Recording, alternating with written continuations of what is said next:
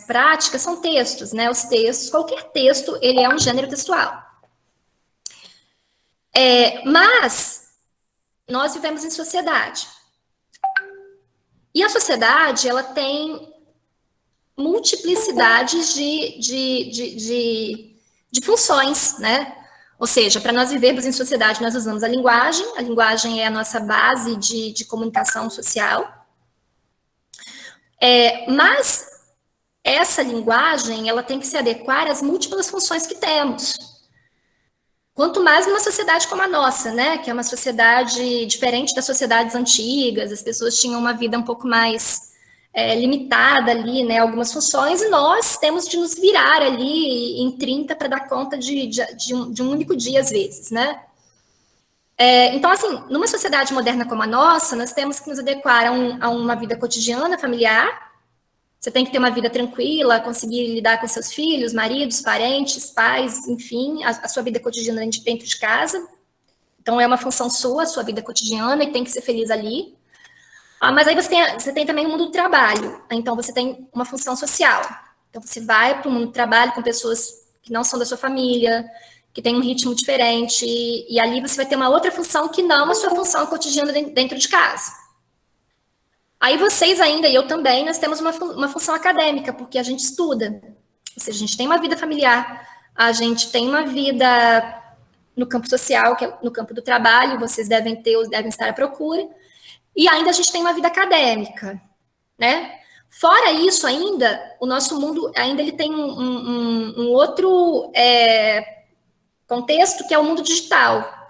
Então, eu acho que todo mundo aqui, eu caí nessa, deve ter uma rede social, deve ter um Insta, deve ter um Face, aí tem que viver a vida toda real e tem que ainda ter, não sei por que a gente faz isso, mas a gente vai lá para a vida digital para ter uma outra vida.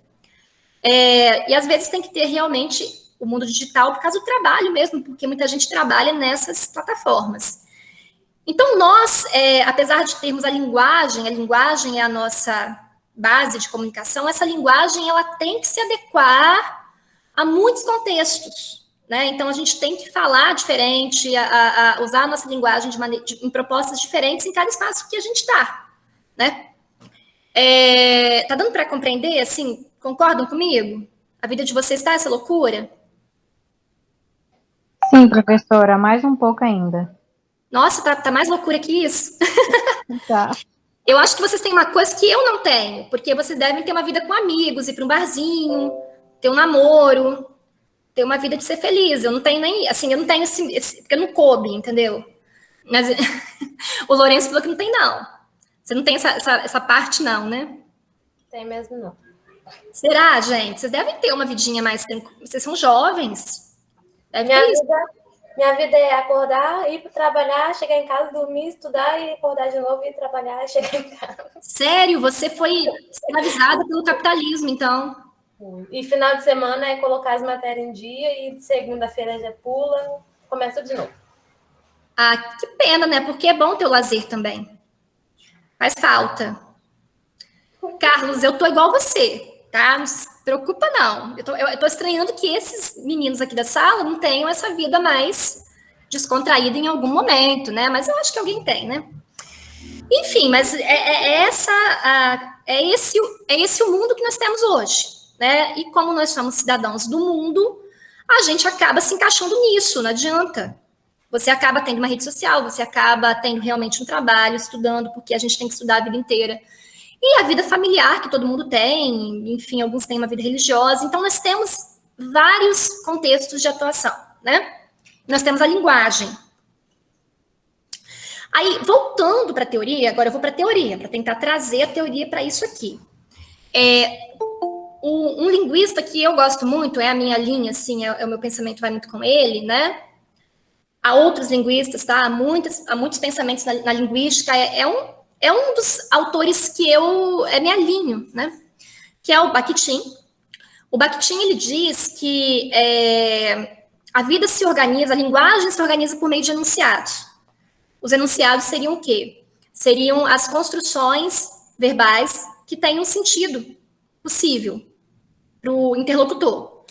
Então, nós nos organizamos por meio de enunciados esses enunciados são construções linguísticas com sentido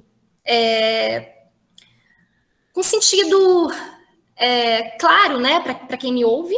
Então, a vida é organizada por meio desses enunciados. E esses enunciados, eles se adequam aos contextos.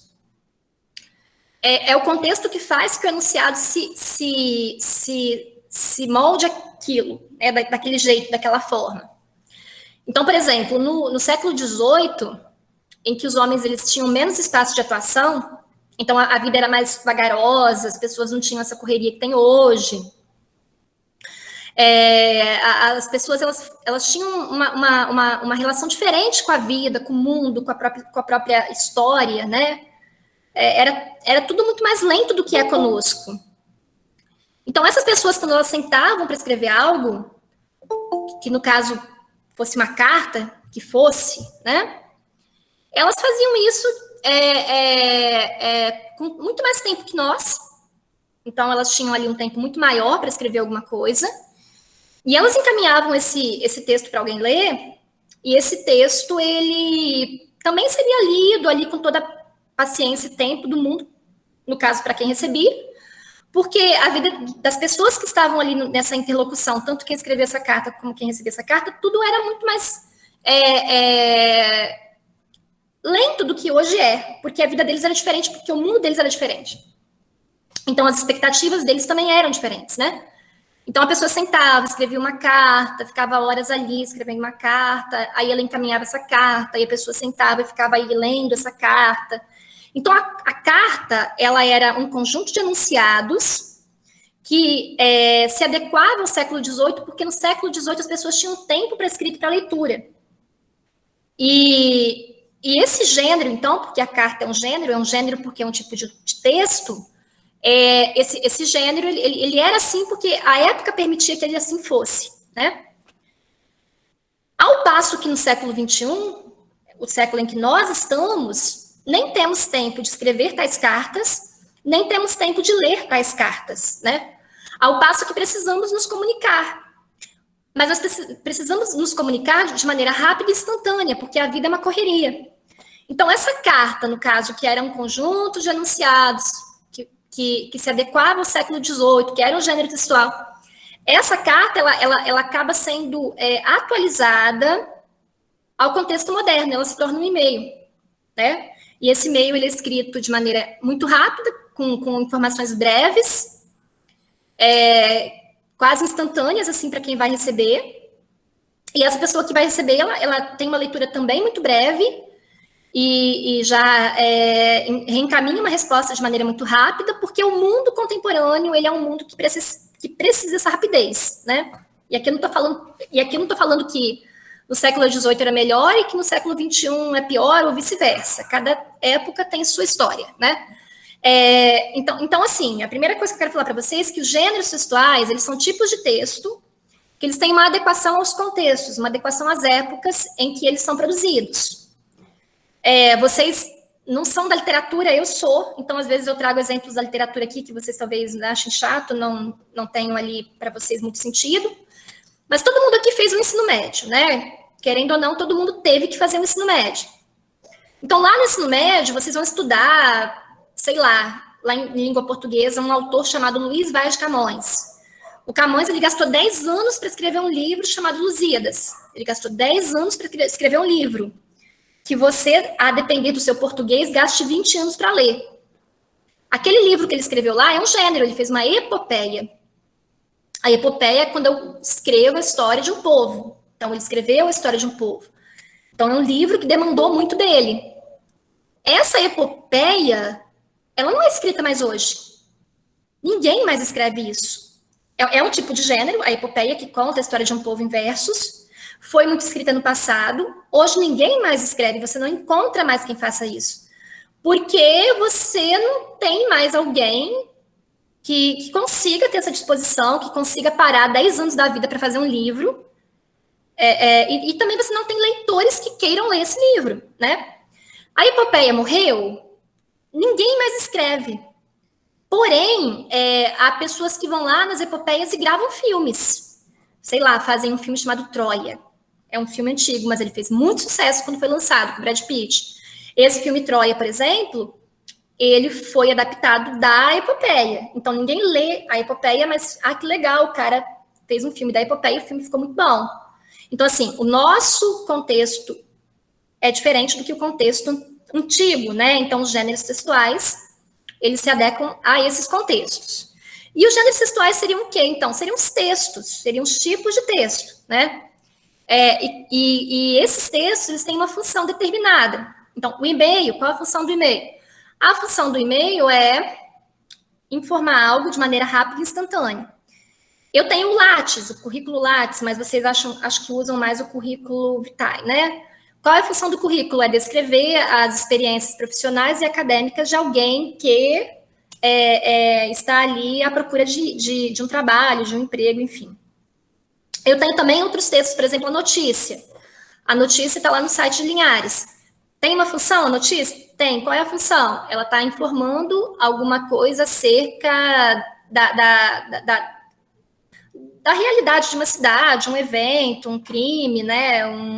Alguma coisa relativa a essa cidade. A notícia, ela cumpre isso. Eu tenho o texto dissertativo do Enem, né? O dissertativo argumentativo. Ele tem uma finalidade? Tem. Qual é? Eu tenho ali a apresentação de uma tese e eu tenho também a apresentação de argumentos para comprovar que essa tese tem um respaldo social. Então, os gêneros textuais são os textos, em resumo, que a sociedade, as pessoas de uma sociedade produzem para se comunicar. Esses textos, eles têm uma adequação e uma finalidade a determinados contextos, e esses textos, eles são gêneros que respondem às necessidades da sociedade. Uma vez que as mudanças dessa sociedade ocorram, esses textos se modificam para atender essa sociedade. Porque a língua está sempre a serviço dos homens, né? Nunca o contrário. Então, a língua e os gêneros vão se adequando às necessidades dos seres humanos. Nos últimos 10 anos, por exemplo, o número de gêneros textuais que surgiram foi um absurdo. Porque com a popularização das redes sociais, as redes sociais existem há mais do que 10 anos, mas eu acho que as pessoas começaram realmente a ter contato com elas, que elas chegaram até para minha avó, tem uns 10 anos. Então, assim, as redes sociais, por exemplo, elas trouxeram uma enormidade de gêneros textuais. Então, há alguns gêneros textuais, como, por exemplo, meme, sei lá, tantas coisas que não existiam antes das próprias redes sociais. E esses gêneros foram criados para dar respostas às necessidades dos contextos digitais, né? Ficou muito confuso, gente?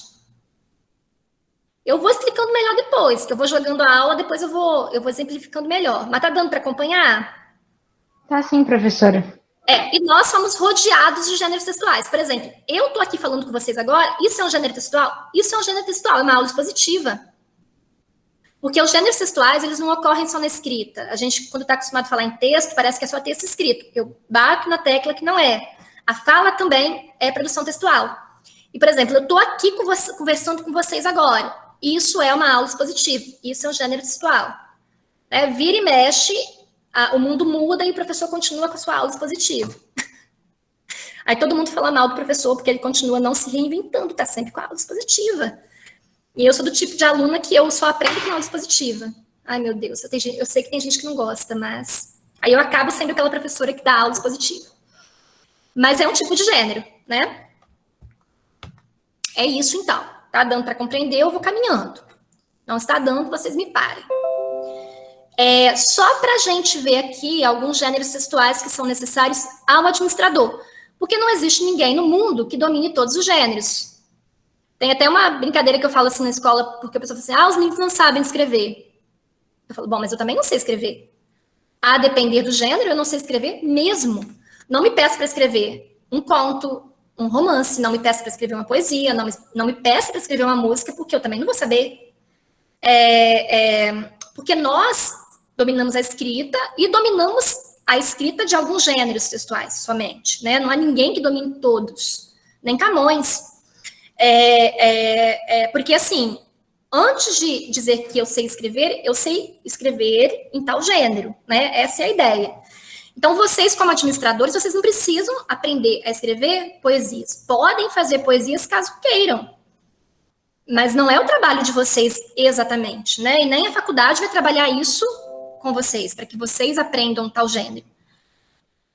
Ao passo que talvez quem curse letras tenha de aprender, sim, a produzir ali alguma coisa relativa a esse gênero. Quais são os gêneros textuais da administração, ou seja, que serão trabalhados aqui com vocês? Os gêneros básicos, né? Porque a depender do trabalho que você também faça, há tantos outros gêneros que você vai ter que fazer e desenvolver. Por exemplo, se você partir para a área do marketing, porque tem muitas pessoas de ADM que trabalham com marketing.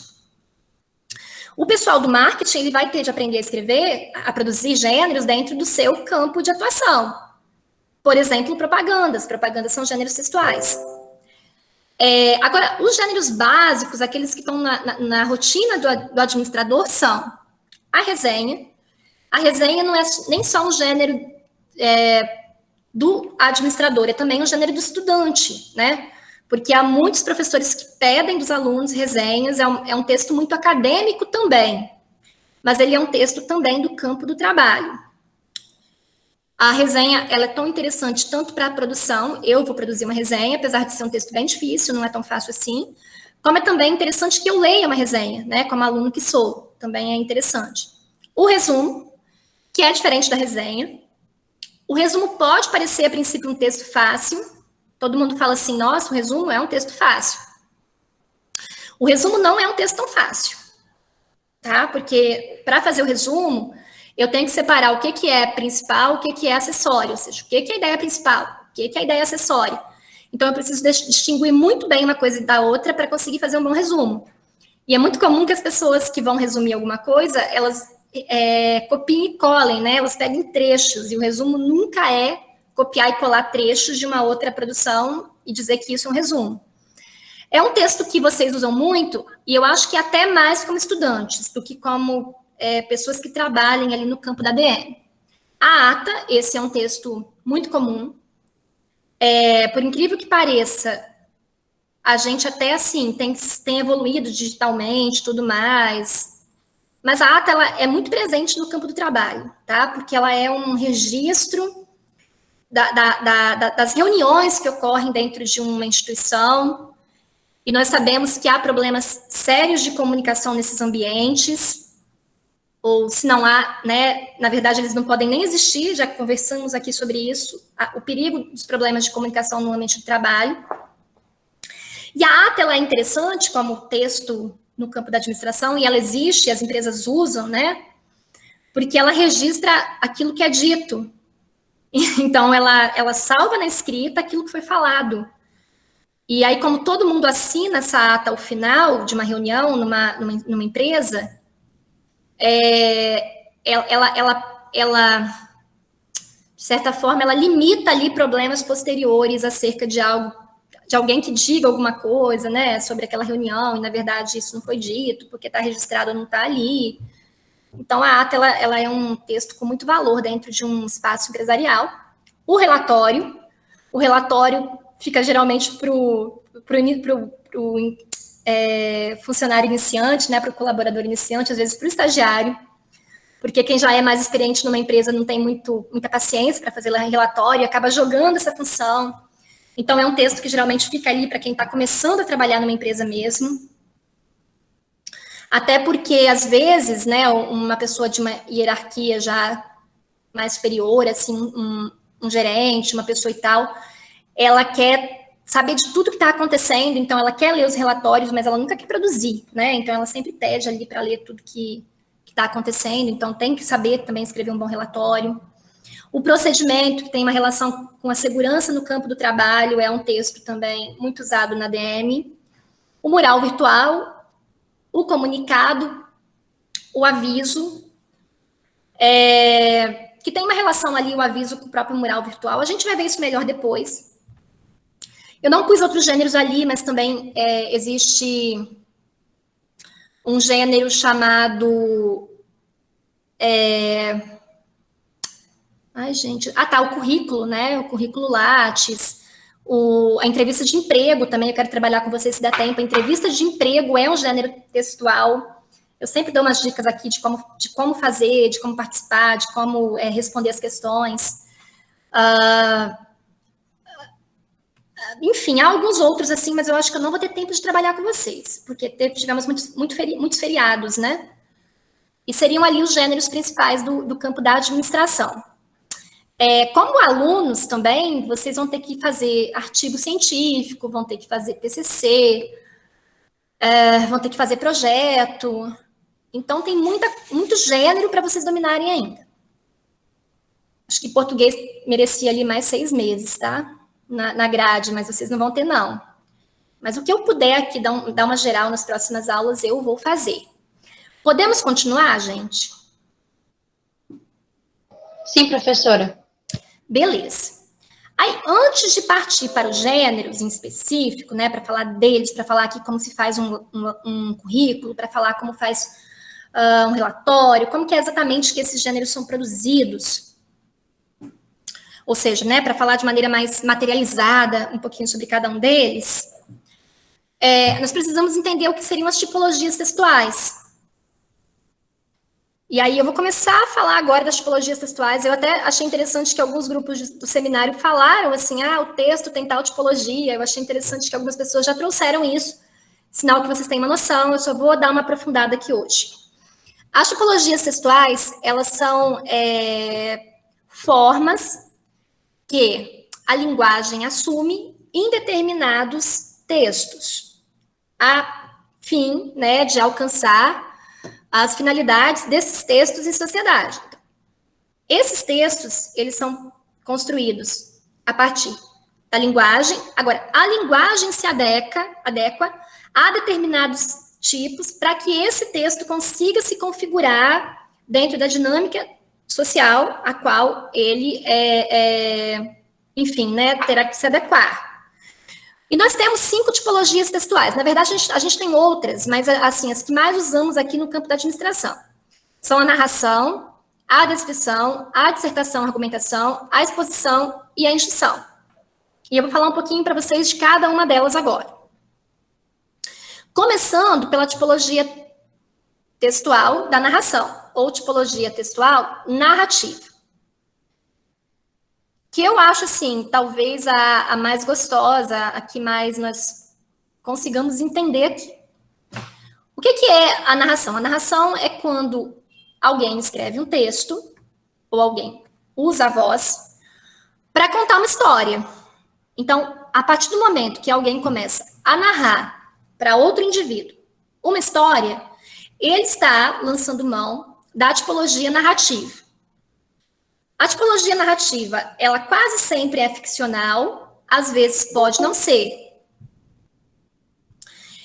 E ela sempre fará uso de alguma estrutura, de alguns elementos, ou seja, sempre haverá na tipologia narrativa determinados elementos, e esses elementos têm de ser respeitados para que esse texto seja considerado um texto narrativo. Os textos narrativos que nós mais conhecemos são contos, crônicas, fábulas, romances, biografias, né? Esses seriam os tipos de textos narrativos que nós mais conhecemos, mais temos contatos na sociedade moderna. Ah, professora, mas eu não sou de ler. Então, eu não tenho contato com nenhuma narrativa. Olha, isso não existe. Porque a narrativa, ela é uma necessidade humana. Todos os seres humanos, eles procuram a narrativa. Por quê? Porque a narrativa ela é um complemento para a vida que temos. A vida que temos, a realidade somente, a vidinha que cada um tem, ela não basta. Os seres humanos, eles não se completam somente com a vida que possuem. Eles precisam da narrativa, eles precisam de tipologias narrativas para complementar a própria existência. Ah, professor, mas eu não leio. Não, você não lê, mas você assiste um filme. Você vai à Netflix e você escolhe uma série. Você escuta uma fofoca que alguém conta. Pronto. Se você faz algumas dessas coisas, ou seja, assiste um filme, uma série, uma novela, ou gosta de uma fofoquinha, você tem contato com a tipologia narrativa. E isso prova, né, o que eu acabei de dizer, que todos os seres humanos, eles buscam textos narrativos como uma necessidade, como uma forma de complementar a vida. Quando a escrita não existia, as pessoas já contavam histórias umas para as outras, os contos de fadas nasceram assim. As pessoas analfabetas, aquelas pessoas que não leem, mesmo elas gostam de assistir TV, elas gostam de ouvir histórias e de contar também. Então, a tipologia narrativa talvez seja aquela que mais esteja presente nas nossas vidas, e ela não é só, assim, algo que nós precisamos para trabalhar e coisa e tal, não. Nós precisamos disso para viver. Estou exagerando? Eu não estou, tá? Estou falando isso porque é uma realidade mesmo. A gente complementa a própria existência por meio das narrativas de outras vidas, porque a nossa só não basta. E a nossa própria realidade também não nos basta, tá? E aí eu vou falar para vocês quais seriam esses elementos da narrativa. Eu vou mostrar aqui para vocês quais seriam. Vocês têm que entender esses elementos, por quê? Porque é a partir deles que vocês vão conseguir olhar para um texto e falar assim, nossa, esse texto aqui é uma narrativa. E tal texto não é. Então, é conhecendo os elementos que vocês conseguem discernir se um texto é narrativa ou não. E eu vou começar aqui falando sobre a principal característica da narrativa, que é o narrador, né? Toda narrativa tem um narrador. Deixa eu voltar aqui, que eu tô com... Tá, toda narrativa tem um narrador. Esse narrador, ele pode ser um narrador em primeira pessoa ou pode ser um narrador em terceira pessoa. Tem outras conceituações? Tem, mas eu vou usar aqui as mais práticas. O narrador em primeira pessoa é aquele narrador que ele viveu a história, ele foi personagem da história, ele estava lá, e ele conta, né, a partir da experiência que ele teve naquela história. E o narrador em terceira pessoa, ele é um narrador distante, ele não estava presente no momento daquela história, ele está contando para nós, mas ele tem um distanciamento daquilo, como nós também temos, né? Então, enquanto o narrador em primeira pessoa, ele tem uma relação emocional com aquilo que ele narra, o em terceira pessoa tenta não ter. Um exemplo clássico de narrador em primeira pessoa é o livro Dom Casmurro do Machado de Assis, que quem é do ensino médio, quem fez o ensino médio razoável ouviu falar, né? Dom Casmurro, ele é um narrador em primeira pessoa que ele conta a própria história. É uma história com um discurso fantástico, mas em termos gerais, o que veio para a sociedade brasileira, o que sobrou, né, é que é um homem contando a história do próprio chifre. Então, ele conta que foi traído pela esposa Capitu e pelo melhor amigo Escobar. Então, assim, o livro não é só isso, mas basicamente o que ficou na cabeça do brasileiro é se Capitu traiu ou não o Bentinho, que é o Dom Casmurro. É um livro em primeira pessoa, e eu estou dando um exemplo aqui, porque é bem claro o que eu quero dizer. Nós nunca saberemos se realmente houve traição. Por quê? Porque ele contou a história do ponto de vista dele. Então, quando há uma tipologia narrativa e quando há um narrador em primeira pessoa, esse narrador é um narrador manipulador de qualquer maneira. Porque como ele conta a história do ponto de vista dele, o interlocutor nunca vai realmente saber, né, a verdade em si, é muito complicado ali. Geralmente quando, sei lá, alguém comete um crime, e ele vai contar, né, às vezes assim, você vê que ele tenta contar o crime dele. E é muito difícil, eu até admiro quem trabalha na polícia, porque naquele momento que ele está contando a história dele ali, aquilo ali não faz muita diferença, porque ele vai contar a versão dele que não tem nenhum comprometimento com a verdade, quase nunca tem. Inclusive, aquele filme agora que está na Amazon Prime, acho que é A Menina que Matou os Pais. Eles gravaram 2, né? A Menina que Matou os Pais. E... É Netflix, professora. Netflix? É. Tá em alguma plataforma? É Amazon Prime. Amazon Prime. Não é na Netflix, não? Não, é Amazon. Eu acho que eu assisti na Amazon. Amazon. Se tá na Netflix também, acho que não tá, não. Professora, mas você acha que Bentinho foi ou não traído por Capitu? Não tem como saber. Não, mas você acha que, você lendo o livro, qual é a sua concepção? Você acha que traiu ou não? Tá, eu já li o livro umas 10 vezes, tá? Então, o que acontece? Eu vou mudando as minhas opiniões, porque a cada leitura, a primeira leitura que eu era uma criança ingênua e inocente, de 15 anos, eu achei que ele foi traído. Porque eu era muito fácil de ser manipulada como leitora, né? Eu tinha 15 anos, qualquer coisa eu acreditava. Eu acreditava até no amor do meu primeiro namorado. Então, tá, acreditei em Bentinho, tinha 15 anos. Mas depois eu fui lendo, assim, as minhas opiniões foram mudando. A minha última opinião, da minha última leitura, é que ele gostava de Escobar. Ele tinha um amor... Ele tinha um amor, como que eu posso dizer? Ai, Platônico. Platônico, mas ao mesmo tempo aquele amor homoafetivo, guardado ali, aquela mágoa, aquela coisa toda, não sei, uma coisa ali, entendeu? E eu acho que era a Capitu que ele se sentiu traído por Capitu. Não por... Tipo assim, você entrou no meio eu gostava do cara e você veio aí, entendeu?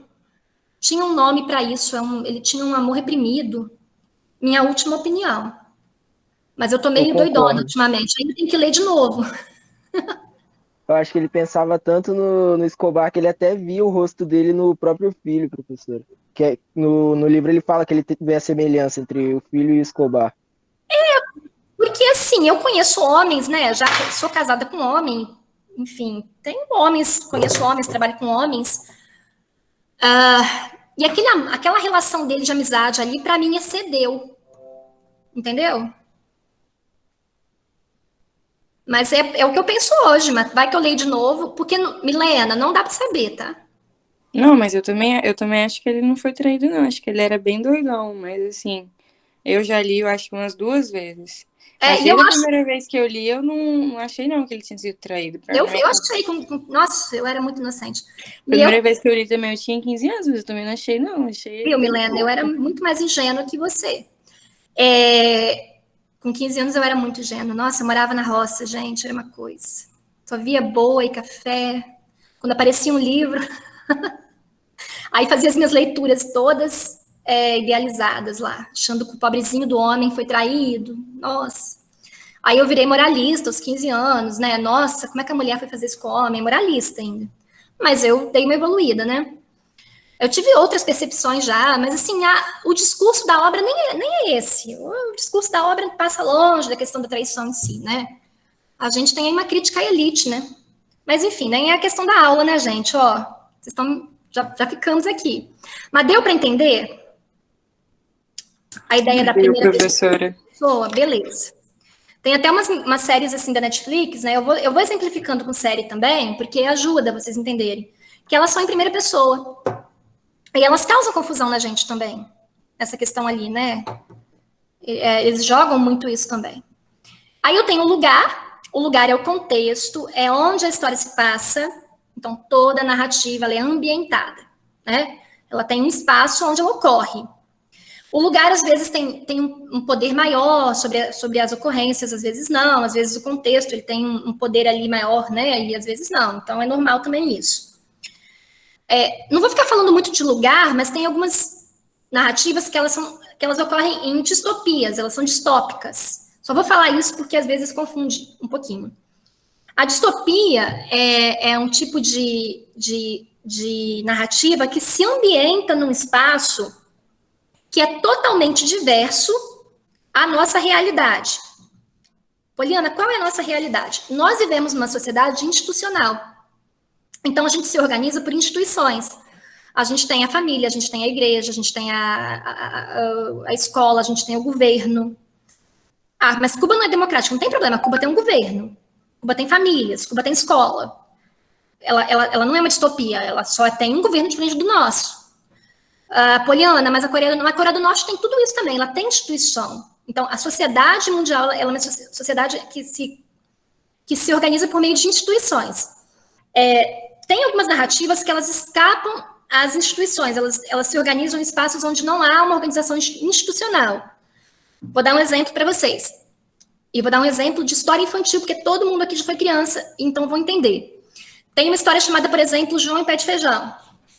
O João, ele era um menino pobre, o pai morreu, a mãe estava passando fome, deu uma vaca, foi lá para uma feira, vendeu a vaca. Isso ali não é distopia. Eu tenho uma família, eu tenho uma feira, eu vendo e recebo. Então, a história do João e Pé de Feijão, ela começa dentro de um mundo como o nosso. Quando ele joga os feijões e aquele pé cresce, ele vai subir ali naquele pé de feijão, aí ele vai chegar lá num mundo diferente do nosso. Tem uma galinha que bota ovos de ouro, tem um gigante, é tudo totalmente diverso ao nosso mundo. Aquilo ali é uma distopia. Tem outras distopias famosas, para ficar melhor para vocês? Tem Alice em Países Maravilhas, que também é uma história infantil. A Alice cai lá no mundinho todo diferente, todo diverso do nosso, que é o mundo, que é o País das Maravilhas. Aquilo ali é uma distopia. Ah, Poliana, fala um filme. Tem Jumanji, por exemplo. Tem um filme chamado As Crônicas de Nárnia, que eles entram lá no guarda-roupa, alguma coisa assim. Tem livros, 1984, que é um livraço que eu recomendo, ele é uma distopia. Então, a distopia é isso, né? Fora esses espaços, né, os outros lugares seriam os lugares mesmo da realidade. As distopias, elas são totalmente diversas do nosso mundo, mas elas são críticas ao mundo que temos. Ao mesmo tempo que elas são diversas do mundo que temos, elas se referem ao nosso mundo também. É meio complexo, mas é legal. Deu para entender?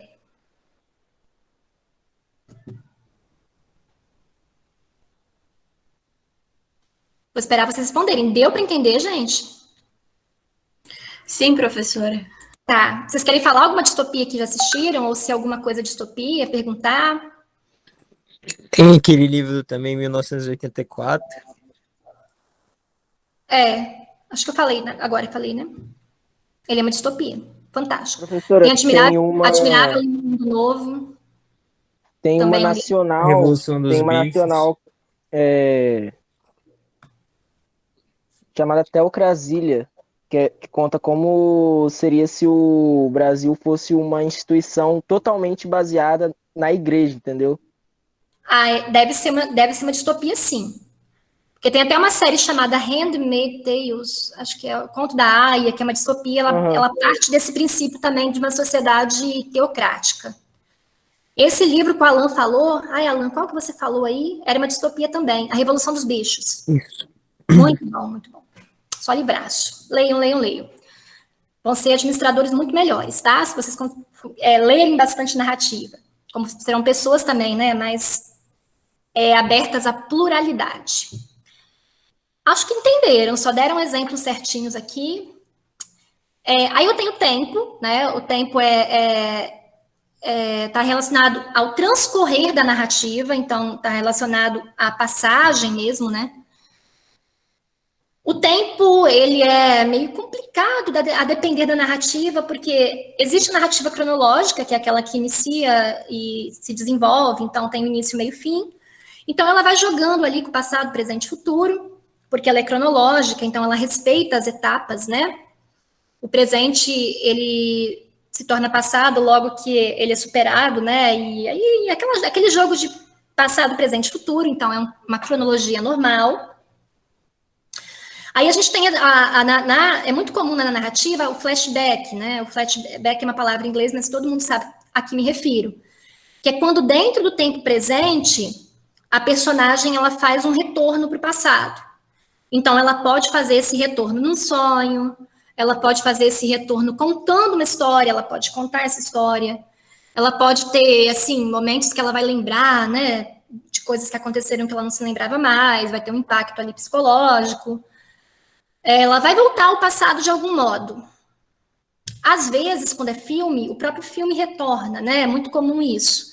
Tem até uma série chamada Dark que eu vou te contar. É uma coisa assim, né? Às vezes é até difícil de acompanhar se você não ficar ali muito pegado naquilo. É muito comum em filme o flashback. E eu tenho, às vezes, o insight. O insight é quando a personagem, ela tem visões futuras. É menos comum que o flashback. Eu me lembro de alguns filmes, assim, por exemplo, eu lembro de um filme chamado Premonição, que eu assisti há muito tempo, Aquele que o menino vai entrar no avião, aí ele fala, não, o avião vai cair, porque ele tem um insight, assim, aí ele sai, o avião cai, ele vai sempre trabalhar com essa coisa de que ele tem condições de ver o futuro, aí ele luta contra a própria morte. É menos comum, né? Mas o flashback é muito comum. O flashback é essa jogada do presente e do passado.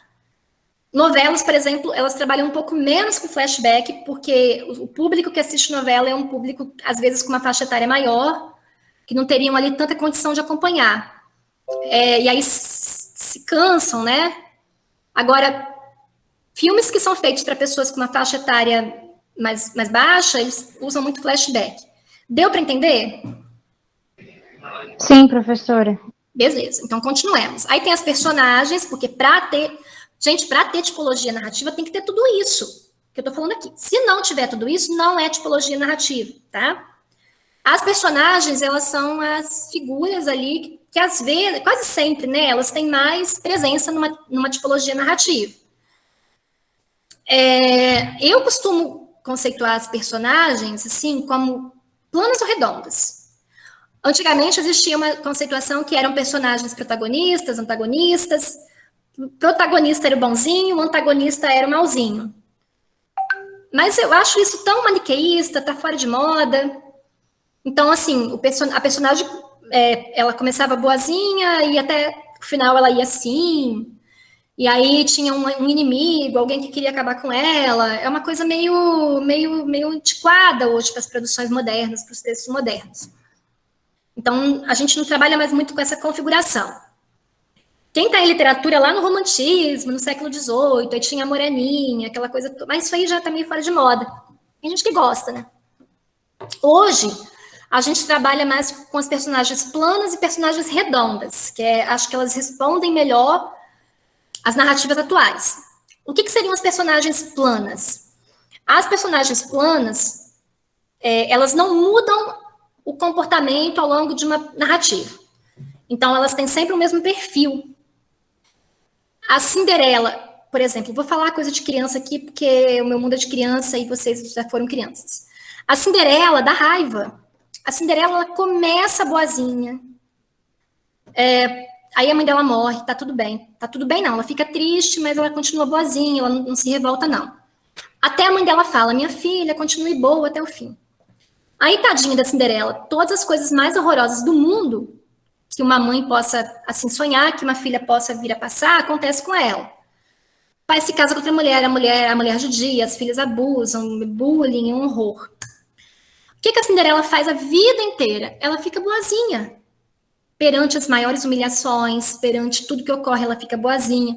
Quando ela casa com o príncipe, ela dá uma festa, ela chama a madrasta, ela chama as irmãs, elas estão tudo bem ali, se abraçam, se perdoam. É uma personagem plana. Ela não muda o comportamento, né? Pode existir uma personagem plana ruim, que assim, ela vai ser malzinha até o final. Só que hoje, o que está mais em voga são as personagens redondas. As personagens redondas são aquelas ambíguas. Elas são capazes de fazerem coisas boas e ruins, assim, a depender da situação. Então, elas podem não ter ética, quer dizer, elas podem ser do mal, mas elas têm alguma ética ainda. Tipo assim, o cara pode ser um assassino, mas ele não estupra. E ele pode, em algum momento, salvar alguém que estava numa situação como essa. Então, de assassino, ele passa a ser herói para aquela pessoa que ele não deixou ser estuprada, por exemplo, né? Por quê? Porque mesmo sendo um assassino, ele guarda consigo alguma coisa humana. Esse é o personagem redondo, ele é ambíguo, ele é capaz de ações, assim, em campos éticos e não éticos, né? Do mesmo jeito que os seres humanos são, porque todos os seres humanos, todos, eles são falíveis, né? Eles são, enfim, capazes de falhar. E eu também procuro acreditar que quase todo mundo tem um limite. Então, por mais falho que seja, ele tem um limite, assim, até onde ele vai. Sabemos que alguns não têm, né? Que fariam, sei lá, coisas mais absurdas possíveis, mas a grande maioria teria um limite. Então, ali eu tenho a questão do personagem redondo. Geralmente, eles aparecem nas histórias com... E essa movimentação ocorre, né? eles vão ali agindo a depender da situação, fazendo uma coisa ou outra, testando os próprios limites ali e mostrando sua ética. Aquele personagem também que é ético demais, que é incapaz de alguma falha, ele é até chato, né? Ele é um personagem chatérrimo. Tem até um pessoal que quer fazer ali um filme daquela professora que acho que foi o ano passado que aconteceu esse absurdo, né? Um menino lá no Rio Grande do Sul entrou numa creche com facão e começou a matar criancinhas de 2 anos. Qual é o limite ético dele, eu não sei, né? Mas ele fez isso. Por isso que eu falo que algumas pessoas não têm esse limite. Não foi isso, gente, estou confundindo história. Foi um homem doido que entrou numa creche e jogou fogo em todo mundo, nas criancinhas de 2 anos. E uma professora, ela se jogou na frente, assim. Então, ela foi lutar com ele. E aí, ela pegou fogo junto com ele e ela morreu queimada ali, então salvando as criancinhas. Então, sei lá, essa mulher, ela fez algo inimaginável de que um ser humano poderia fazer de algo bom, né? Mas se um filme fosse gravado sobre isso, sobre a vida dela, esse filme seria meio, tipo assim, cara, não sei se chamaria atenção, porque o que é mais comum agora seriam textos narrativos que falem das ambiguidades, dos limites ali, tá? Então eu tenho esses personagens que são personagens planos e os personagens redondos que estão mais na moda. Deu para entender? Vocês querem fazer alguma pergunta? Eu poderia exemplificar com outras personagens, mas se deu para entender?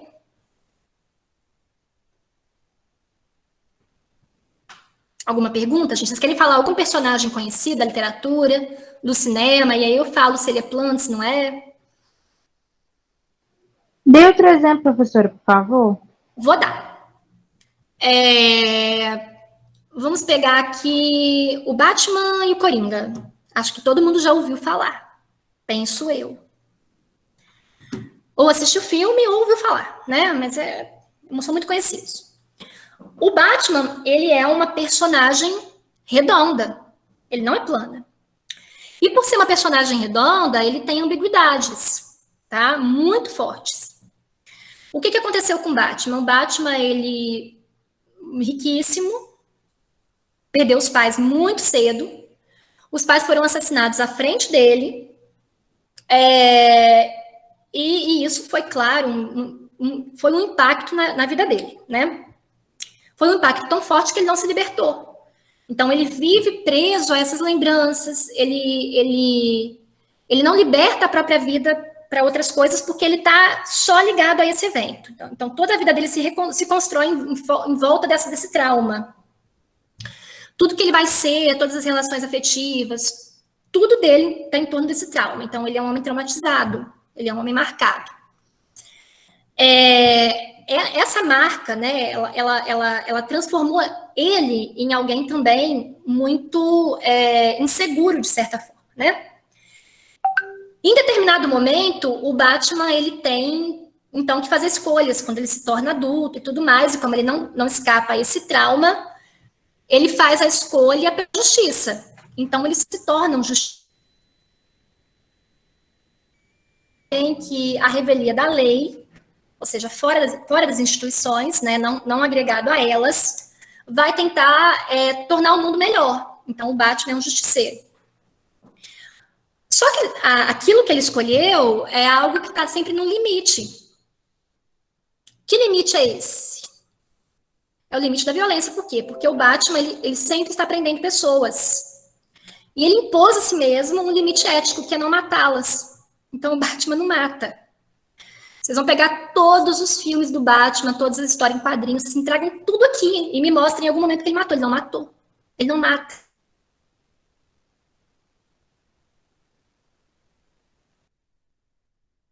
Sempre não disposto, ele está sempre no limite disso, né? Ele está sempre no limiar de fazer isso. Então, ele é uma personagem que luta contra os próprios traumas e que tem que sobreviver nesse próprio limite, nessa linha, né? De não furar o próprio campo ético. Talvez no próximo filme ele mate, não sei, porque isso pode acontecer. Mas ele é um personagem redondo, por quê? Porque em torno dele é tudo isso. Você não tem aquela garantia que ele é uma pessoa bonzinha, ou heróizinho, não. Ele tem alguma coisa negra em volta dele. Deu para entender por que o Batman seria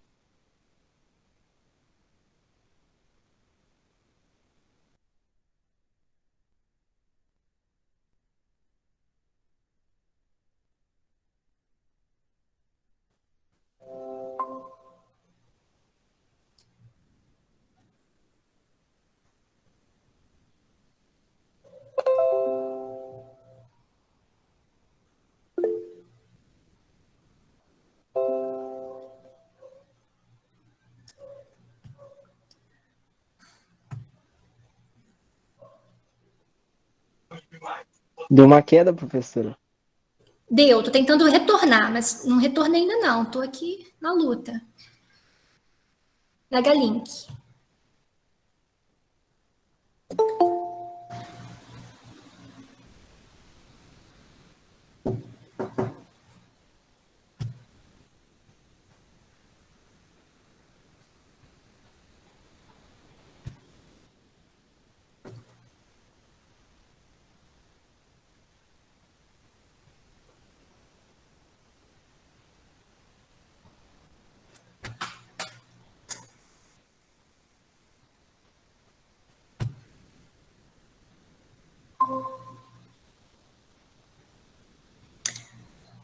Voltei?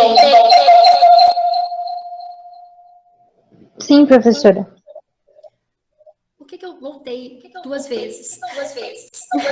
Tá dando. O áudio tá dando delay.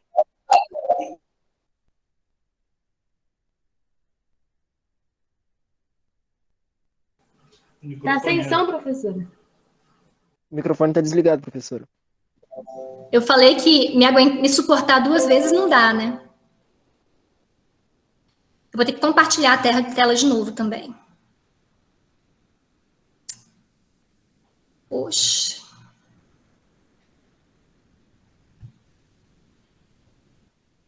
Vou dar um exemplo mais fácil, gente. Chapeuzinho Vermelho.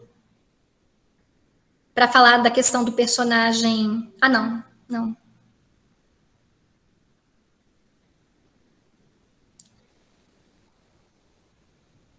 Chapeuzinho Vermelho acho que não vai encaixar bem aqui, não. Porque ela é muito safadinha. No caso, um personagem redondo é quando ele é bom e é mau ao mesmo tempo? Ele é imprevisível, ele pode atuar em vários campos, assim. Ele pode ser um herói, ele pode ser uma pessoa boa e tudo mais, mas aí, de repente, ele comete um deslize porque ele é humano. A personagem redonda, ela é passível de falhas como qualquer um.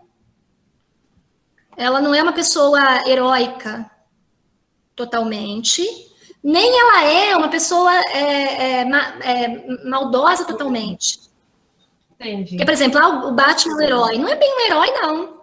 Ele tem muitas coisas negras ali, ele tem muitos fantasmas, ele tem um limite ético que ele está sempre próximo de quebrar. Ele é uma personagem profunda, que mexe ali, que tem uma relação com as nossas próprias questões pessoais, as nossas também. Porque quem, numa situação como a dele, que teve alguém da família assassinado de forma injusta, descansaria em paz, né? Tanto que é um personagem que está vivo, por quê? Porque a sociedade nossa é violenta, então é um personagem justiceiro. O Sérgio Moro, vocês lembram do Sérgio Moro? O Sérgio Moro, nossa, ele fez maior sucesso na sociedade, né? Porque as pessoas vestiram nele uma capa de herói ali, então ele era um justiceiro, né? Ninguém fazia justiça, ele fazia. Pelo menos foi isso que ele vendeu a princípio. E as pessoas gostam, então, mas aquele personagem ali do Batman, ele é complexo, né? Ele é passível de errar também. Ai, tá difícil entender, né? Entendi. Tipo na novela, tem aquela Carminha de Avenida Brasil. Ela é boazinha e é malvada. Aquela personagem antiga... A Carminha. É uma novela antiga, né? Você tá falando? Avenida Brasil tem um tempinho já. É, eu me lembro dela. A Carminha... A Carminha, ela trabalhava ali com esses dois campos, né? No caso, ela seria uma personagem redonda. Eu acho que a Nina era mais redonda. A Nina era mais redonda que ela, porque a Nina tinha os traumas, aí queria vingança, mas ao mesmo tempo a Nina tinha um limite também, né? Ah, verdade. Uhum. A Nina não fazia qualquer coisa pela vingança, ela tinha um limite, claro, ali também. Mas ela não era só boazinha. A Nina é bem legal, assim, era uma personagem... Porque geralmente novela não trabalha muito com esse personagem redondo, não. Ela prefere um personagem plano, a novela, né? E a Avenida Brasil tinha uns personagens mais redondinhos, assim. É mais comum em filme e literatura mesmo, você encontrar personagens redondos. Vamos falar aqui do conflito. Acho que talvez essa seja a parte mais dificilzinha. Vou começar com a Chapeuzinho Vermelho. O conflito é aquilo que movimenta a ação. Uma história só existe porque existe um conflito. O que é um conflito? O conflito é uma problemática que se apresenta para a personagem. A vida está tranquila, as coisas estão caminhando bem, e de repente, pá, cai um problema, ou cai uma questão, ou cai uma situação ali que essa pessoa, que essa personagem tem que se confrontar. A Chapeuzinho Vermelho, por exemplo, ela é uma história que faz muito sucesso com crianças de 4, 3 anos, 5 anos. É um limite ali. Passou disso, as crianças nem gostam mais. Por que faz sucesso com essas crianças? Porque o conflito do Chapeuzinho Vermelho é o conflito das criancinhas. A Chapeuzinho Vermelho, ela tem uma cesta de doces e a mãe dela lhe dá uma ordem. Entregue para a vovó, mas passe pela estrada segura. Mas tem uma estrada mais próxima, que é do meio da floresta. Existe um conflito posto. Que conflito é esse? O conflito da escolha. Ela tem que escolher entre obedecer a mãe ou desobedecer a mãe. Então, a escolha entre a obediência e a desobediência é o conflito. Então, o conflito é o quê? É o problema que se põe para a personagem e perante esse conflito, essa personagem tem que fazer uma escolha. Isso é o conflito. Eu vou até voltar aqui para o Batman. O conflito do Batman, na verdade, é que os pais foram assassinados e ele teve que fazer uma escolha para lidar com esse trauma. Ele tinha 2 caminhos, a justiça e a vingança, porque ele sabia que a sociedade não daria conta do problema dele, então ele escolhe a justiça. Então, o conflito dele está baseado nessa escolha entre vingança e justiça, que tem um limiar muito curto, né, entre uma coisa e outra. O legal do Batman é o seu antagonista, que é o Coringa, né? Porque o Coringa, ele reza a lenda, ele teve alguém da família assassinado, creio que foi a família, a mulher e a filha, tem algumas versões que dizem que foi isso. Então, ele passou pelo mesmo trauma do Batman, o trauma é idêntico. Na versão do filme não é isso, não, para quem assistiu o filme, mas na história em quadrinho é. Então, ele tem um trauma idêntico ao do Batman, e ele tem que fazer uma escolha ali, justiça e vingança. O Coringa não pensa 2 vezes, o Coringa vai para vingança. E o grande conflito, né, quando os dois se encontram, do Batman, que aí o conflito do Batman se amplia do Coringa também, é que o Coringa fala assim, meu Deus, o cara teve a mesma questão que eu, e o cara escolheu a justiça. E o Coringa fala, não, é impossível que alguém perante o que eu passei escolha a justiça.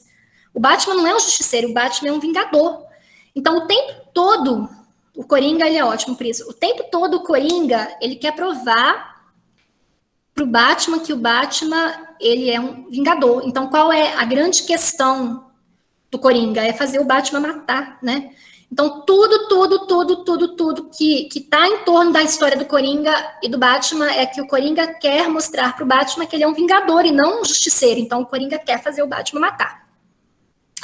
Como o Coringa é um suicida também, o grande sonho do Coringa é que o Batman o mate. Então, essa jogada ali, ela amplifica bastante o conflito da história e a história ganha muita profundidade, né? Porque ela trabalha com esses campos ali de conflito.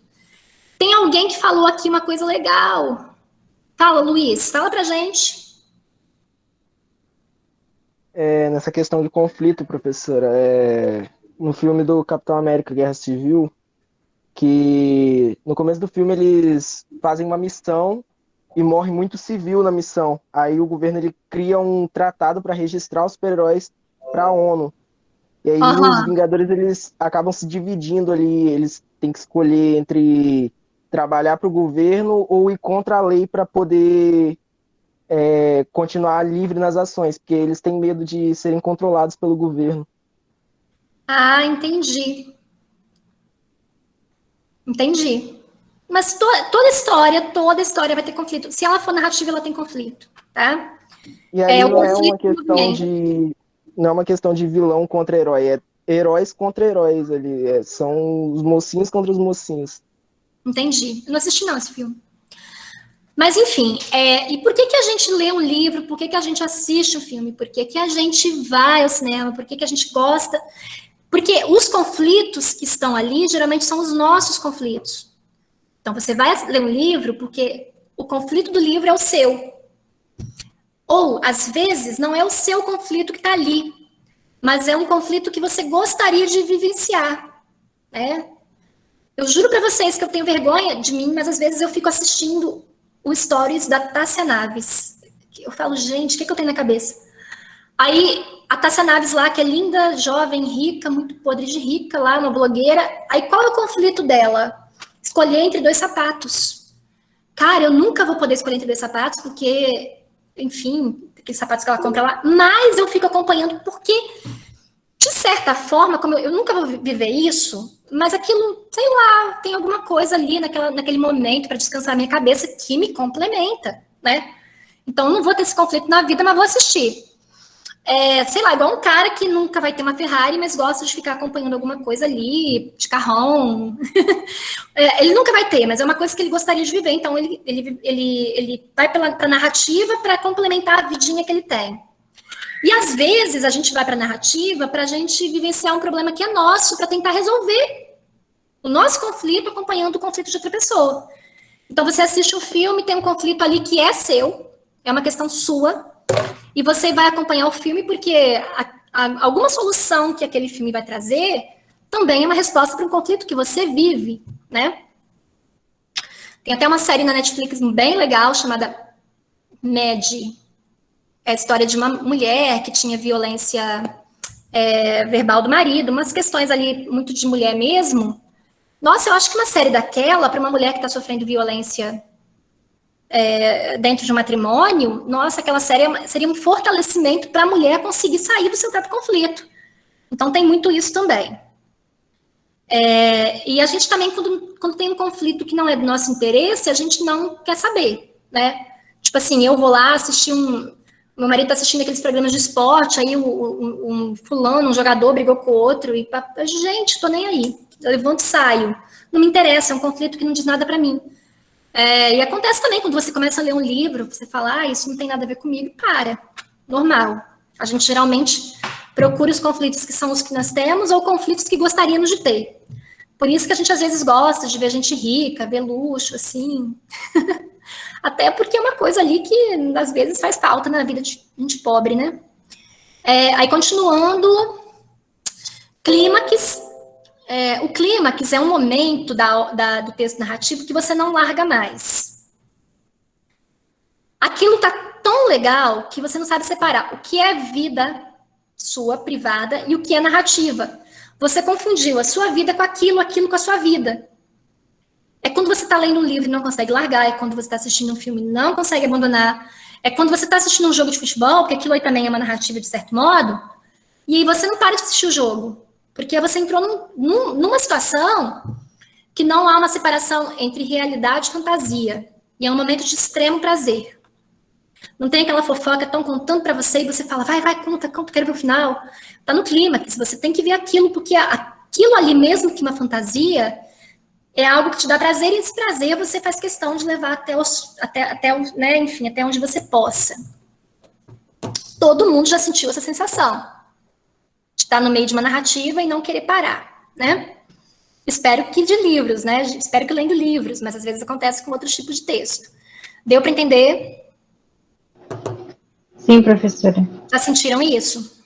Já, com livro, filmes, conversas, com tudo. Você acha que o negócio é seu, você acha que aquilo ali é sua vida, você não separa realidade de fantasia, tá? E é muito prazeroso. E é esse prazer que é necessário à vida, necessário à vida, é isso que dá a nós encantamento. Imagina se isso não existisse na vida da gente. E aí eu tenho o desfecho é o final, que geralmente a gente não gosta. A gente não gosta por quê?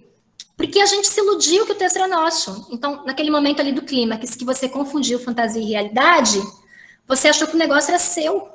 Então, você quer que aquilo acabe do jeito que você idealizou, né? Aí o desfecho vem para te mostrar que você é um reles leitor. Quem é você, né? Você é só um interlocutor, você não é dono disso, você não pode, você não tem essa autonomia. Então, o desfecho é, geralmente, quase sempre um momento ali que você se decepciona. E é assim mesmo. É um momento que as coisas aparecem, acontecem, você vê, eu sou só alguém aqui que estou aqui assistindo isso, né? Mais nada que isso. É isso. Tem que ter isso para ser uma narrativa. Se não tiver isso, não é narrativa. Posso partir para outra tipologia? Pode sim. Beleza. Só responder uma pessoa aqui, coisa rápida, que eu estou orientando uma pessoa. Um TCC e o negócio tá feio. Rapidinho, tá, gente? Só.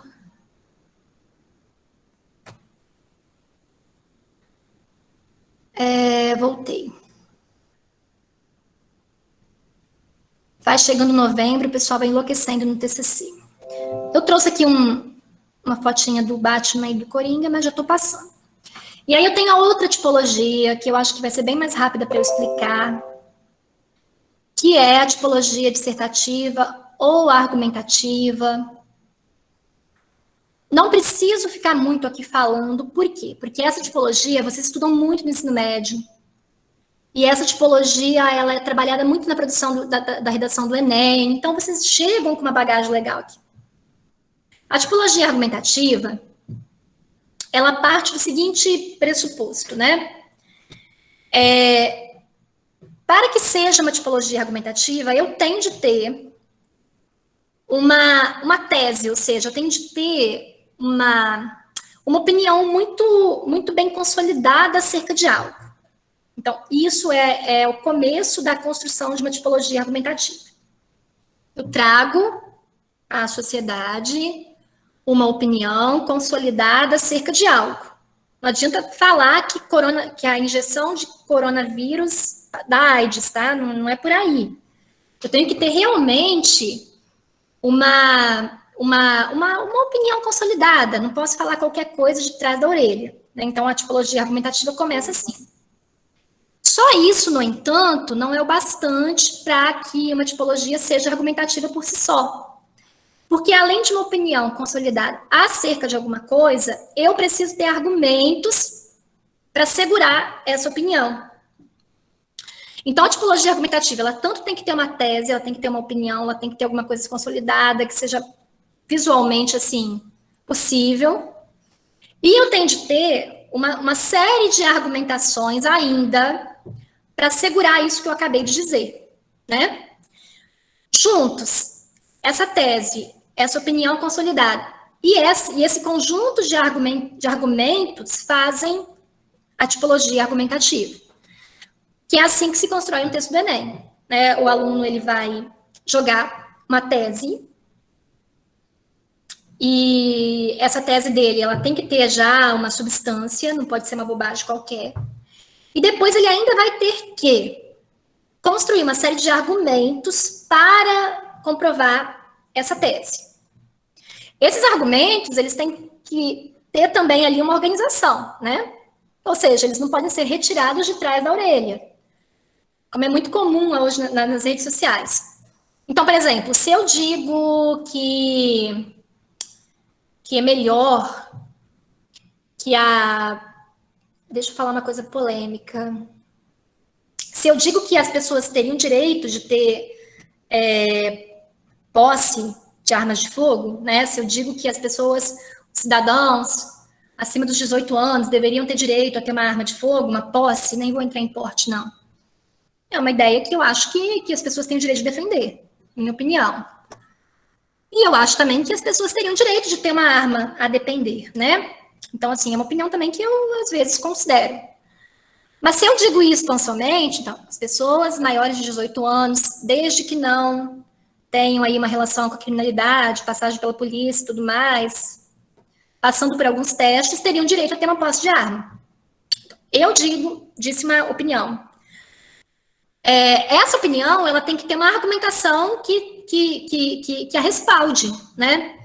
Então, eu preciso trazer dados de pesquisas, eu preciso trazer opiniões de especialistas, eu preciso trazer comparações entre países que liberam ou não essa posse, eu preciso fazer alusões históricas, eu preciso ir para a Constituição. Ou seja, eu preciso fazer várias constatações argumentativas, por meio de vários elementos, para então, enfim, né, ter aí a minha tese bem consolidada. Então, isso seria um texto argumentativo, ó. Tem nada de personagem, nada de conflito, nada de clímax, não. É um texto que tem uma constituição bem diferente de um texto narrativo. Vocês conhecem mais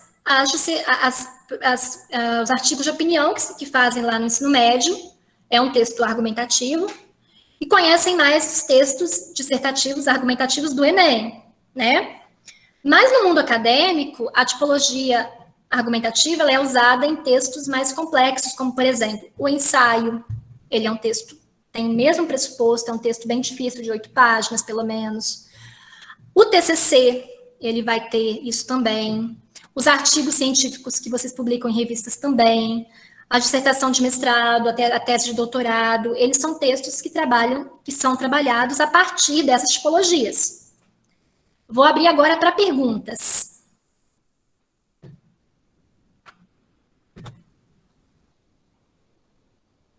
Querem fazer perguntas? Querem exemplificar?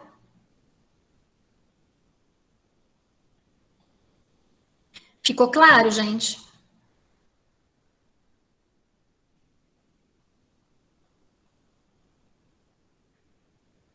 Podemos continuar? Vou continuar, hein? Podemos. Tá tudo bem claro. Pelo menos pra mim. Tá. Só para finalizar aqui, ó. Por exemplo, a pena de morte é um tema polêmico, assim, ok? Ele é um tema... As pessoas têm direito de falar que elas seriam a favor. O que impediria alguém de ter a sua opinião, né? Não estamos trabalhando aqui nesse sentido. Um argumento, por exemplo, que eu acho que não tem muito sustento, mas, por exemplo, um argumento, né? A pena de morte reduziria a violência no Brasil? Será? E diminuiria os gastos com ressocialização dos presos? Será? Né? Enfim. Aí eu poderia ter alguém que falaria sobre o mesmo assunto de maneira diversa, né? Falando que não diminui a criminalidade, que no Brasil é um país que a justiça é muito complicada, pessoas inocentes poderiam ser mortas de maneira enganosa, porque tem muita gente que é presa sem ter cometido crime só porque estava em algum local ali marginal, né? Enfim. Teriam 1000 argumentações contra e a favor. Então, seria um exemplo. A terceira tipologia é a exposição. A exposição, ela é uma tipologia bem mais fácil do que a argumentação, na minha opinião. Por quê? Porque a exposição ela tem por finalidade de apresentar informações sobre um objeto ou um fato específico e só. Por exemplo, a minha aula aqui hoje é uma aula expositiva. É isso que eu estou fazendo aqui hoje. Eu estou usando a tipologia expositiva. É uma aula expositiva. O que eu estou fazendo aqui hoje? Eu estou basicamente passando informações para vocês acerca de um conteúdo que eu anteriormente estudei. Então, eu estou expondo, né? Eu estou informando. Não estou aqui, criando uma tese, tentando provar alguma coisa para vocês, arrumando briga, né? Também não estou contando histórias. Poderia contar histórias para vocês, que eu gosto muito, mas não estou. Eu estou aqui expondo um conteúdo da ementa do pessoal de ADM de língua portuguesa. Então, isso é um texto expositivo. Vocês vão usar bastante também. Por exemplo, seminários são gêneros expositivos, que foi o que fizeram na minha aula anterior, quando expuseram os livros. Vocês expuseram aquilo que leram. Isso ali é seminário, isso ali é gênero expositivo, texto expositivo, né? Onde que tem muito texto expositivo? No mundo jornalístico, assim, os jornais escritos e falados, eles são basicamente expositivos, porque eles trazem notícias. As notícias são os gêneros mais expositivos que temos, né? As reportagens, o resumo. também é um texto acadêmico, é expositivo, vou lá, leio alguma coisa e trago para aqui uma informação daquilo que eu li. O fichamento, né, que é um texto que é um tipo de gênero que a gente utiliza para amadurecer ali posteriormente um TCC, enfim, tudo mais. O artigo científico, ele pode ser argumentativo, mas ele também pode ser expositivo, principalmente se ele é da área da ciência, mesmo assim, quando ele vai pesquisar doenças, ele é muito expositivo, e por aí vai. Às vezes o jornal, ele confunde exposição com argumentação, é muito complicado isso. Nós temos, por exemplo, uma jornalista chamada Raquel Sherazade, ela até mudou bastante ultimamente, mas eu me lembro que ela fez uma coisa uma vez, nossa senhora, aquilo foi um caos no Brasil. Menos caos do que está hoje, mas já foi um começo de caos. Ela estava no jornal do SBT, que era razoavelmente assistido, na mesma hora do Jornal Nacional, que era apresentado, que é ainda pelo William Bonner, né? E vocês podem observar o William Bonner, ele dá todas as informações, mas a gente não sabe o que ele pensa na verdade. Às vezes a gente vê pelo olharzinho dele assim, mas ele não fala o que ele pensa sobre aquilo. Ele expõe, né? Ele usa tipologia expositiva ali. E aí você, como interlocutora, que vai criar as suas opiniões, né? A Raquel Sherazade, ela estava fazendo isso, né? Ela era uma âncora, estava dando ali as informações. E teve o caso de um menino que ele foi roubar no supermercado. Então, ele roubou e, diferente do que geralmente acontece, ele foi pego pelas pessoas ali na rua, amarrado a uma árvore. E eu acho que deixaram ele nu. Tipo assim, o seu castigo é ficar nu, aqui na praça, amarrado nessa árvore, porque você roubou. Então, dá essa notícia, beleza. Eu estou expondo, inclusive o William Bonner fez a mesma coisa. Ele expôs isso, porque na época foi meio chocante isso, assim, cara, beleza, ele roubou um mercado, as pessoas amarraram ele numa árvore, as pessoas tiraram a roupa dele para quê? O William Bonner fez isso e as pessoas ficaram ali pensando sobre isso. A Raquel Sherazade, ela expôs isso, aí veio uma deputada e ela, na época, era do PT e estava uma guerra política, época de impeachment, e essa deputada veio, Benedita da Silva. Ela não quis defender o rapaz do roubo, mas ela quis dizer que ter amarrado e deixado ele nu era desproporcional. Quem fez isso também não tinha boa índole. A deputada falou isso, mas a deputada podia falar, porque ela é uma política. A Raquel Sherazade fez o que ela não podia. Ela falou o seguinte, olha, se para você tá bom ele ter feito isso, ele ter roubado, eu vou sugerir uma coisa para você. Pega ele, leva para sua casa e adota. Tipo assim, a Raquel Sherazade ter dito isso, ela acabou ali dando razão a quem fez isso com o menino. E isso, na época, tem alguns anos já, isso deu pano para manga. Porque na posição que ela estava, ela não podia usar a tipologia argumentativa, e ela usou. Né? Então, assim, a tipologia expositiva, ela requer uma neutralidade e ela não pode ter uma relação emocional da pessoa que produz, né, texto em si. E quando há essa confusão, cria esse problema. É igual os programas pinga-sangue, né, tipo o programa da Atena, o programa desse povo aí. Deveriam ser programas de exposição. Eles deveriam expor notícias, informações, coisas de crime, tudo bem. Mas eles começam a falar o que eles pensam. Siqueira Júnior, esse aí é um outro doido, né? Eles começam a falar o que eles pensam, aí CPF cancelado. Então, aquilo ali vai criando um lamaçal, né? Vai criando um ódio, vai criando uma revolta, vai criando um espírito de violência nas pessoas comuns, assim, que às vezes pode ser perigoso. Estou falando uma opinião minha aqui, né? Não sei se eu deveria. Mas deu para entender a diferença da exposição para a argumentação? Sim. Beleza. Deu para entender como que é perigoso, às vezes, confundir? Porque quando eu faço argumentação, eu faço essa argumentação com provas muito consolidadas, né? Então, não há muito perigo que isso respalde lá numa maluquice. Pode falar aí. Acho que foi a Larissa que levantou o dedo. A mão Foi sem querer, professora. Ah, tá. Achei que você ia falar alguma coisa, Larissa. Essas fake news, por exemplo, que rodam muito ultimamente, elas rodam muito pela internet, né? Alguns canais de YouTube também, que eles não têm uma fonte ali muito. Às vezes eles fazem isso, eles trazem fatos, e aí eles começam a opinar sem argumentação consolidada, né? Então eles jogam um fato qualquer. Outro dia, a minha tia, coitada, assustadíssima, porque as pessoas que tomaram que tomaram a vacina do coronavírus vão morrer em 2 anos. Falei, mas tia, não, eu tomei, tô arrependida, vou morrer daqui 2 anos. Você também vai morrer daqui 2 anos e você tem filha pequena. Eu tô velha, aí ela veio toda, falei, não, tia, pelo amor de Deus. Aí mostrou, recebeu no zap. Aí, zap, patinho, um perigo. Aí tinha lá um texto, que era uma fake news. Aí tinha o fato que a vacina do coronavírus, ela causava não sei o que, não sei o que. Aí tinha uma argumentação lá que então ela causava morte.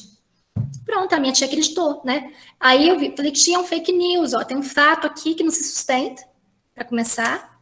Depois as argumentações também não. Então, assim, essa jogada é perigosa, né? É tão perigosa que os governos estão preocupados, assim, também, hoje. Assim, porque ficou meio desorganizado tudo isso, né? Os textos perderam ali um pouco daquilo que deveriam ter. Aí eu trouxe aqui a questão da pena de morte, só para mostrar a diferença do que estava lá em cima, ó. Pena de morte ou pena capital é um processo legal pelo qual uma pessoa é morta pelo Estado como punição por um crime cometido.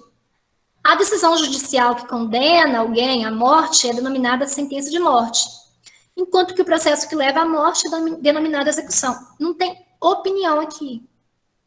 Eu estou expondo. Então, eu não sei se quem escreveu isso, o que ela pensa, porque não é importante o que ela pensa, a função ali é só expor. E esses gêneros, eles são importantes, tanto a argumentativa é importante, porque a sociedade, ela discute coisas importantes a partir da argumentação, mas a argumentação tem que ser feita com muita consistência e responsabilidade. E a exposição é muito importante, porque o conhecimento, ele vai passando de uma pessoa para outra, geralmente pela exposição, né? A escola, basicamente, é um emaranhado de textos expositivos, assim, o tempo todo, praticamente, né?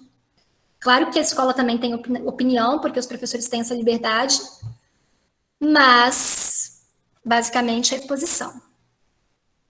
E aí a gente chega para a última tipologia, que é a tipologia injuntiva, que nós, hoje, já dividimos em injunção e prescrição. Os textos injuntivos, né, ou prescritivos, eu vou explicar a diferença, eles têm por finalidade instruir. Então, são textos instrucionais. Eles ensinam os indivíduos a fazerem certas coisas ou a se comportarem de tal modo. Esses textos são importantes principalmente para a vida em sociedade mesmo, assim, e também na vida, no campo do trabalho, né? Então, se eu estou lá com o meu carro na avenida, eu tenho ali o tempo todo textos instrucionais, que são, por exemplo, as placas de trânsito. O semáforo, ele está me instruindo acerca do que eu devo fazer naquela avenida, naquela rodovia. Ao mesmo tempo, se eu estou montando, sei lá, alguma coisa que eu comprei, eu tenho um manual. Esse manual ele também me ajuda a entender como montar isso aí. Se eu compro um computador também, eu tenho um manual. Esse manual também me ensina. Se eu vou trabalhar numa empresa, eu vou chegar numa empresa de montagem de máquinas de lavar. Cheguei hoje. Ninguém ali vai ter tempo de ficar me ensinando o que eu vou fazer. Não é assim que funciona uma empresa hoje em dia. Eu vou receber um texto procedimental. Esse texto procedimental, que passou por uma equipe de segurança e tudo mais do trabalho, esse texto me ensina como fazer naquele momento ali, para eu me encaixar naquele elo de produção, né? Então, ali eu tenho uma instrução. Se eu vou cozinhar, sei lá, eu vou cozinhar qualquer coisa, eu vou pegar uma receita, essa receita também vai me instruir. Então, injunção é isso. Como que eu separo a injunção da prescrição? Então, aí que eu tenho que explicar agora direitinho. Se eu estou cozinhando, sei lá, feijão, eu não sei, eu vou procurar a receita. Se eu errar alguma coisa da receita, o máximo que eu vou ter na minha vida é um feijão mal temperado. Se eu for montar uma mesa que eu comprei, o máximo que vai acontecer na minha vida é eu não conseguir montar a mesa. Então, assim, a injunção são textos que me ensinam a fazer algo, mas se eu não conseguir dar conta, é uma consequência pessoal, individual, ali para aquilo que eu tentei fazer. A prescrição, ela tem uma questão ali com a legalidade. Eu até falei aqui das placas de trânsito, eu falei errado. A placa de trânsito, ela não é bem uma injunção, ela é uma prescrição. Porque se eu furo o sinal, e ali eu bato, atropelo alguém, faço alguma tragédia ali na vida de outra pessoa e na minha mesma, eu não estou mais só não respeitando uma regra para conseguir executar alguma coisa, eu estou infringindo a lei. Então, enquanto a injunção, ela me instrui a fazer alguma coisa, se der errado, deu e tá bom, acaba por aí mesmo, a prescrição, ela me instrui a fazer algo, mas ela me instrui no sentido legal. Se eu não fizer, eu vou ter que responder isso judicialmente. Por isso, a Constituição inteira, ela praticamente é uma prescrição, né? Porque se eu pegar a Constituição do Brasil de 88, eu tenho ali várias instruções de como eu devo agir legalmente, né? E do que eu não posso fazer, no caso, para me manter na lei. E caso eu não respeite a Constituição, eu estarei infringindo alguma coisa legal. E eu posso arcar com isso na justiça de algum modo. Então, não beba antes de dirigir. Não é só uma injunção, é uma prescrição. Porque se eu beber e eu for pega em flagrante, eu vou responder judicialmente por isso. Né? Então, é uma lei de trânsito, é uma prescrição. Eu vou fazer uma receita. Deu errado, é uma injunção. Quer dizer, eu errei num texto injuntivo. Eu não vou ter que ficar preso porque eu temperei mal o feijão. Deu para entender? Essa prescrição... Pode falar, Larissa. A bula de remédio seria a injunção? A bula de remédio, a gente fala assim, o médico prescreveu, né? Sim, eu acho que você está confundindo, talvez, porque geralmente não se fala assim. O médico prescreveu uma receita. Então, essa palavra prescrever, ela acaba vindo aqui para a palavra prescrição. Mas a receita em si não é algo ilegal se eu não respeitar aquilo ali. Porque se eu tomar, o máximo que vai acontecer é eu passar mal e ficar dopada. Então, você tem que ter a noção ali da legalidade, aquilo que resvala na legalidade. Uhum. Por exemplo, você não pode andar armado sem porte. Está na Constituição isso. Então, ela te instrui a não usar arma, a menos que você tenha porte. Está escrito lá. Você usou arma. O policial viu. Ele vai te prender. Você vai ter um processo. Você vai responder legalmente. Entendeu, Laís? Sim, deu para entender agora. É o que acontece com o trânsito, por exemplo, né? Se você não respeitar a sinalização, você vai... Ô, Iris, deixa eu botar aqui a chamada que eu tô terminando a aula, senão você vai perder. Responde aí a chamada antes de sair, tá acabando a aula já. Você vai responder judicialmente por isso, tá bom, Laís? Entendido. Entendido? Aham. Pessoal, é isso. Para essa aula é isso. Só que eu vou jogar uma atividade lá no AVA, que eu não joguei ainda. Vou jogar amanhã. Eu não joguei antes porque, sei lá, talvez eu jogue, vocês ficam ali já tensos, né? Então, eu jogo amanhã depois que eu expliquei a atividade, a matéria. Aí, a chamada tá aí. Podem fazer a pergunta que quiserem, ficar aqui conversando comigo, mas quem não tiver nenhuma pergunta, pode responder, e aí tá dispensado, tá bom?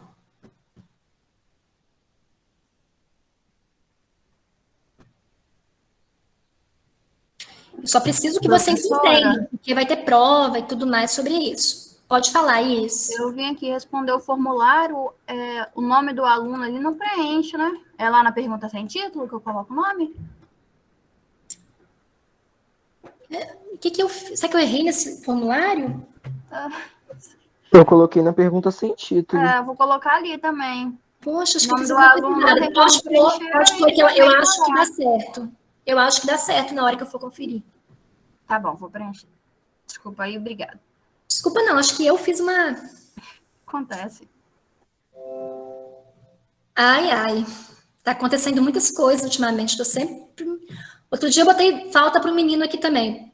Aí ele até que mandou um e-mail pra mim, que eu botei. Ele tava na aula, eu pus falta. Depois eu fui ver. É a vida, professora. Era uma falta pra quem tava na beirinha dele, assim, e eu confundi ali na hora de jogar. A vida tá te estressando muito, professor. Tá, porque desde que meu marido foi morar em outro estado, não separei não, tá? Mas ele foi morar em outro estado para trabalhar. E eu fiquei em Linhares sem marido. E aí eu fiquei com 2 filhas muito pequenas. E eu não tenho apoio porque eu não conheço ninguém em Linhares. Eu sou uma estrangeira aqui. A minha família ficou em outra cidade, meu marido foi para outro estado e eu fiquei no meio. Aí complicou pro meu lado, né? Mas é problema meu também, ninguém tem nada a ver com isso. Mas vira e mexe, eu falo, não vou errar, mas erro. Mas enquanto forem erros pequenos, né, a gente vai.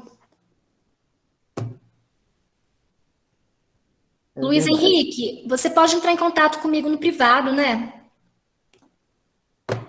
Se